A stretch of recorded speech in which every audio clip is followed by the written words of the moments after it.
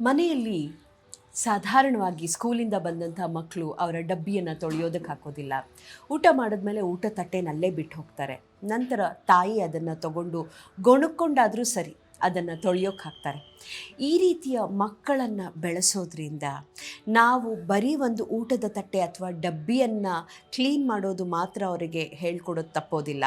ಆದರೆ ಜೀವನದಲ್ಲಿ ಜವಾಬ್ದಾರಿಯನ್ನು ಹೇಗೆ ತಗೊಳ್ಬಾರ್ದು ಅನ್ನೋದನ್ನು ಅವ್ರಿಗೆ ಹೇಳ್ಕೊಡ್ತಾ ಇರ್ತೇವೆ.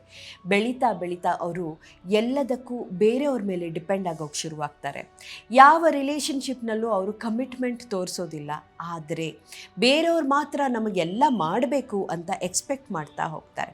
ಬರೀ ಒಂದು ಊಟದ ತಟ್ಟೆ ತೊಳಿದಲೇ ಇರೋದು ಅಥವಾ ಡಬ್ಬಿ ತೊಳಿದಲೇ ಇರೋದು ಮುಂದೆ ಜೀವನದಲ್ಲಿ ಎಲ್ಲ ನಮ್ಮ ಕೈ ಹತ್ರನೇ ಬರಬೇಕು ಅಂತ ಅವ್ರು ಎಕ್ಸ್ಪೆಕ್ಟ್ ಮಾಡೋ ರೀತಿ ಅವರನ್ನು ಫ್ರೇಮ್ ಮಾಡಿಬಿಡುತ್ತೆ. ಆದ್ದರಿಂದನೇ ಮನೆಯಲ್ಲಿ ಕೆಲಸ ಮಾಡೋದು ಅಥವಾ ಕೆಲಸ ಮಾಡಿ ಸಹಾಯ ಮಾಡೋದು ಪ್ರತಿಯೊಂದು ಮಗುನೂ ಕಲಿಬೇಕಾಗ್ತಾ ಇರುವಂಥ ಒಂದು ಜವಾಬ್ದಾರಿ. ಈ ಜವಾಬ್ದಾರಿಯನ್ನು ಕಲಿಸೋ ಒಂದು ಶ್ರಮ ಪ್ರತಿ ತಂದೆ ತಾಯಿ ಕೂಡ ತಗೋಬೇಕು.